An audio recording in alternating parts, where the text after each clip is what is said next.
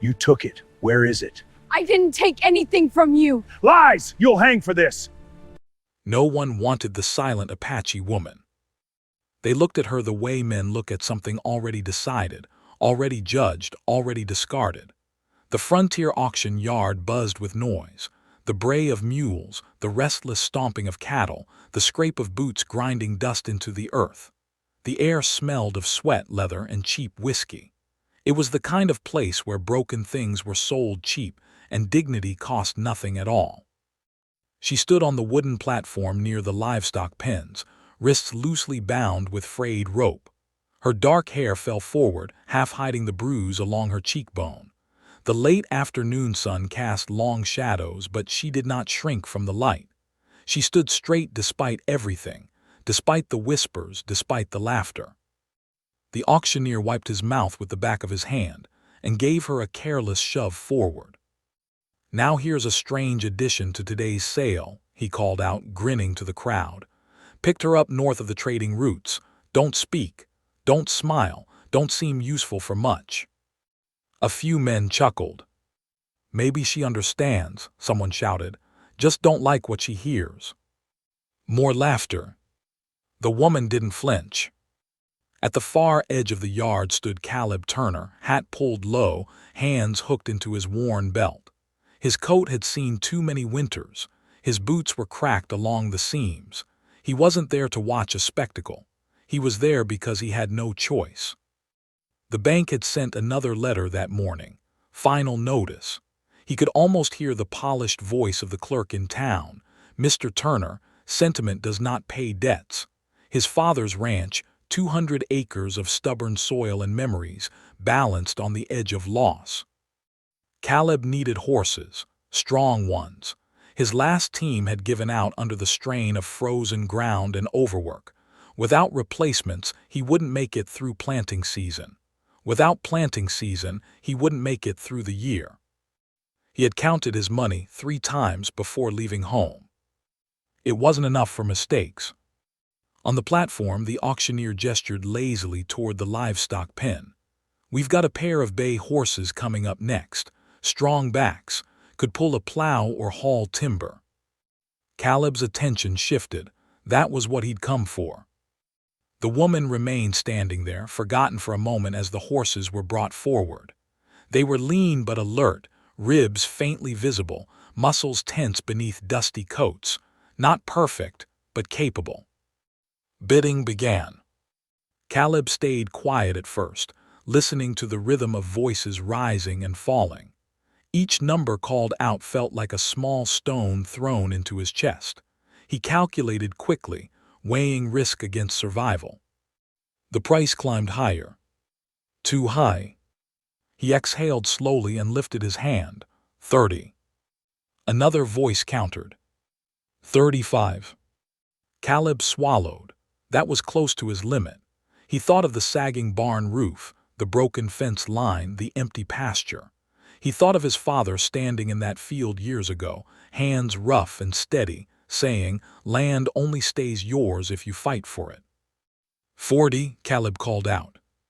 Silence. The other bidder hesitated, then shook his head. The gavel slammed down. Sold. A flicker of relief passed through Caleb's chest, brief, fragile. He'd done it.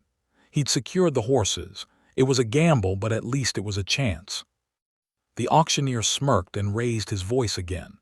"And as a special bargain today, no extra charge, you get the girl too." Laughter burst through the yard. Caleb's relief shattered. "What?" "She's part of the lot," the auctioneer said casually. "Came with the horses. No one else wants her. Consider it generosity." The woman's eyes shifted, just slightly toward Caleb. He felt heat rise in his neck. "I didn't bid on her." "Doesn't matter," the auctioneer replied. "She's yours now." The word hung heavy in the air. "Yours." Caleb stepped forward, jaw tight. "She ain't livestock." The auctioneer shrugged. "You paid, take it up with someone who cares." The crowd was already losing interest, turning toward the next sale. To them, it was nothing, just another transaction in a hard land where mercy rarely survived. Caleb looked at her properly for the first time. She was younger than he'd expected, not fragile but worn. There was dirt along her dress hem, dried blood near her sleeve, but her posture was steady, shoulders squared. She did not beg, did not cry. Her eyes met his. They were dark and deep, holding something he couldn't name, not fear exactly, not submission. Pain, and beneath it defiance. Caleb hesitated. Taking her meant risk. The town barely tolerated outsiders. Bringing an Apache woman onto his land would stir resentment, rumors, maybe worse. He was already one missed payment away from ruin. He could refuse. Walk away. Leave her to whatever came next. The thought made his stomach twist. He had known humiliation before, known what it meant to stand in front of men who saw you as lesser. When his father died, the bank had spoken to him like he was a foolish boy playing rancher. When drought hit, neighbors who once shared coffee had turned distant, calculating. He knew that look in her eyes. It was the look of someone standing alone against a world that had already decided their worth. Untie her, Caleb said quietly. The stable hand hesitated, then cut the rope. The fibers fell away from her wrists. Red marks circled her skin. She didn't thank him, didn't speak. She simply rubbed her wrists once and stepped down from the platform on her own. Caleb collected the horse's reins. He felt the weight of watching eyes as he led all three, 2 animals and 1 silent woman, through the yard. The whispers began immediately. Turner lost his mind. Can't even keep his own land. Now he's bringing trouble home. He kept walking. The road back to the ranch stretched long and pale under the fatting sun. Wind swept across the open plains, tugging at coats and carrying dust into the horizon. Caleb walked beside the horses, glancing at her from time to time. She rode without hesitation, seat steady, hands sure on the reins. Not like someone unfamiliar with horses, not like someone helpless. He noticed that. When a rabbit darted across the path, the younger horse startled. She calmed it with a small shift of her weight, a quiet murmur in a language he didn't understand. So she did speak. Just not to them. They reached the ranch at dusk. The cabin stood small against the wide land, its wooden boards faded by years of sun and wind. The barn leaned slightly to one side, stubborn but standing. Caleb tied the horses and turned toward her. "You can stay in the spare room," he said awkwardly. "It ain't much, but it's dry." She slid off the saddle gracefully. For a moment she looked at the house, not with disgust, not with fear. With assessment. Then she nodded once. Inside, the cabin smelled faintly of wood smoke and worn leather. Caleb lit a lamp and set it on the table. The light flickered across her face, revealing more of the bruise along her cheek and a thin cut near her brow. He gestured toward the hallway, second door. She paused before walking past him. For a second he thought she might speak. Instead, she inclined her head slightly, a gesture almost like respect, and disappeared into the dim corridor. Caleb stood alone in the kitchen area, unsure what he had just done. He had come for horses. He had left with a responsibility. Outside, the wind picked up, rattling the shutters. He stepped onto the porch and looked out over his land. It wasn't much, but it was his. Every fence post had a memory. Every acre held sweat. Now there was someone else under that roof. Someone the world had thrown away. He didn't know her name, didn't know her story, didn't know if she would bring trouble to his door. But as he leaned against the porch railing, he realized something quiet and undeniable. For the first time in a long while, the ranch did not feel quite so empty. And inside the spare room, the silent Apache woman sat on the edge of the narrow bed, staring at her freed wrists. For the first time since her capture, she was not bound. But freedom, she knew, was fragile. just like the man who had risked everything, without yet understanding the storm that would follow. The riders came back at dusk. The sky had turned the color of dying embers, streaks of red and purple bleeding into the horizon. Caleb had just finished securing the barn doors when he felt it, that shift in the air.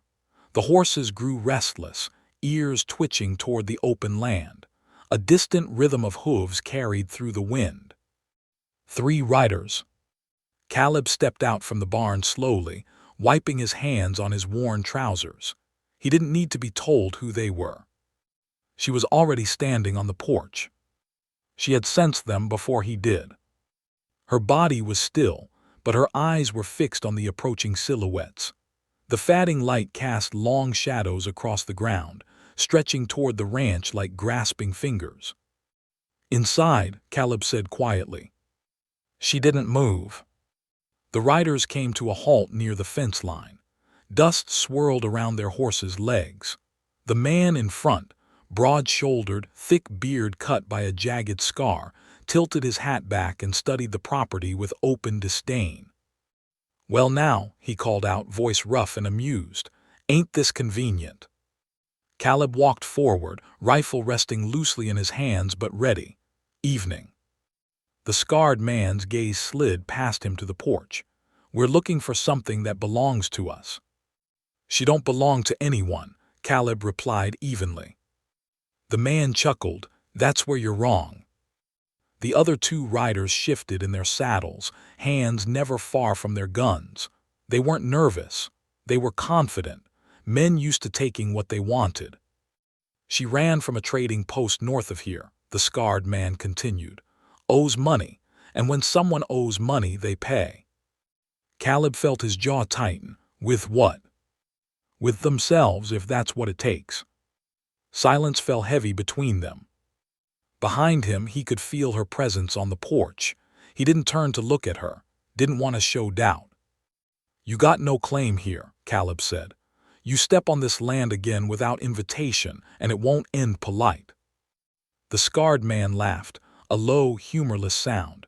"You think that rifle makes you brave?" "No," Caleb said quietly. "It makes me responsible." The wind shifted, carrying the scent of dust and tension. One of the riders spat onto the ground. "You're a struggling rancher, Turner," the scarred man said, voice sharpening. "We know who you are, know about the bank, know how close you are to losing all this." Caleb's grip tightened on the rifle. "We could make things easier," the man went on. "Hand her over, no trouble, no broken fences, no accidents." The threat hung clear and deliberate. Caleb felt the weight of it press into his chest. They were right. He was one misstep away from ruin.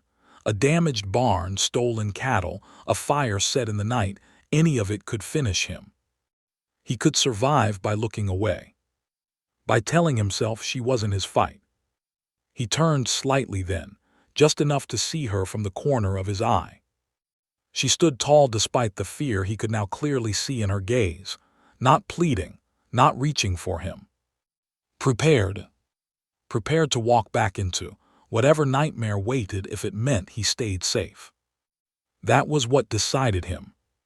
"She stays," Caleb said firmly. The scarred man's expression hardened. "Then you've chosen wrong." The first gunshot split the air before Caleb saw who fired. Wood splintered near the porch railing. The horses screamed in panic. Caleb dropped behind a water trough, firing back in the same motion. Dust exploded around him as bullets struck the ground. Chaos swallowed the ranch. One rider charged forward, revolver blazing. Caleb aimed carefully, heart hammering in his ears, and fired. The rider's hat flew off as his horse reared and bolted away. Another shot rang out, closer this time. Pain tore through Caleb's upper arm. He stumbled back, biting down on a curse as warm blood soaked through his sleeve. The scarred man advanced, eyes cold and merciless. "You should have handed her over," he roared. Caleb steadied himself against the trough, lifting his rifle again despite the sting in his arm. Then everything shifted. A sharp crack echoed from behind him, from the porch. The scarred man jerked violently in his saddle. His body stiffened, then collapsed sideways, hitting the ground with a heavy thud. Silence followed. The remaining rider stared in disbelief toward the porch. She stood there. Caleb's spare rifle rested firmly in her hands. Her stance was balanced, controlled. No trembling, no hesitation. She chambered another round with practiced precision. The last rider cursed and turned his horse sharply, fleeing into the darkening horizon without another shot. Dust settled slowly back to the earth. Caleb remained crouched for a long moment, listening for more movement. There was none. He rose carefully, wincing as pain flared in his arm. The scarred man lay motionless in the dirt, eyes open to the darkening sky. Caleb approached the porch slowly. She lowered the rifle but did not drop it. "You can shoot," he said, breath uneven. She met his gaze directly. For the first time since he'd known her, there was no wall between them. "They killed my brother," she said quietly. Her voice was low, steady, but it carried years of buried grief. Caleb felt the words settle heavily inside him. "They took me after," she continued, "said I would pay his debt." Her eyes flicked toward the fallen man in the yard. He led them. The reality of it pressed into Caleb's chest. This hadn't been random cruelty. It had been deliberate, calculated. "You don't owe me an explanation," he said softly. "I owe you truth," she replied. He held her gaze. "You don't owe me anything." For a moment, the only sound was the wind moving across the plains. Then the pain in his arm forced him to sway slightly. She stepped forward immediately, setting the rifle aside and catching him before he lost balance. Inside the cabin, she worked with quiet efficiency. She cleaned the wound with boiled water, her movements careful but sure. Caleb gritted his teeth but didn't pull away. "You've done this before," he muttered. "Yes." Another piece of her story he didn't yet know. When she finished bandaging his arm, she sat back on her heels. The lamplight flickered across her face. "You should not have risked this," she said. Caleb studied her. "If I hadn't, I wouldn't have been able to look at myself again." Her expression softened slightly. "You saw me," she said. "It wasn't a question." He nodded. No one deserves to be treated like they're nothing. A long silence followed. "What is your name?" he asked gently. She hesitated only a second. "Iyana." The name felt right when he repeated it. "Iyana." Outside, night had fully claimed the land. The stars emerged slowly, indifferent witnesses to what had taken place. "You should leave," she said after a moment. "They may return with more men." "Then we'll be ready," Caleb replied. "You would risk your land, your life." He gave a faint, tired smile. "Land don't mean much if the man standing on it ain't worth something." Her eyes searched his face, as if measuring the truth of his words. For the first time, a faint warmth touched her expression, not quite a smile but close. Winter came harder than expected. Word of the gunfight spread quickly. Some townsfolk avoided Caleb, others watched with cautious respect. The bank delayed their threats for now. No one wanted trouble tied to a man who had proven he wouldn't bow easily. Gianna did not remain silent anymore. She helped repair fences with skill that surprised him. She knew which herbs eased pain. She negotiated with a nearby Apache group for fair trade, easing tensions Caleb hadn't known how to approach. The ranch began to steady. One evening, as snow fell softly across the fields, Caleb stepped onto the porch and found her standing there, watching the horizon. "You regret it?" she asked quietly. "Regret what?" "Choosing this fight." He looked at her, at the land, at the faint smoke rising from the chimney. "No," he said honestly, "I don't." She studied him for a long moment. "You did not choose me," she said softly. "You chose who you are." The words settled between them, deep and undeniable. Caleb realized then that protecting her had not cost him everything. It had given him something he hadn't known he was missing. Purpose.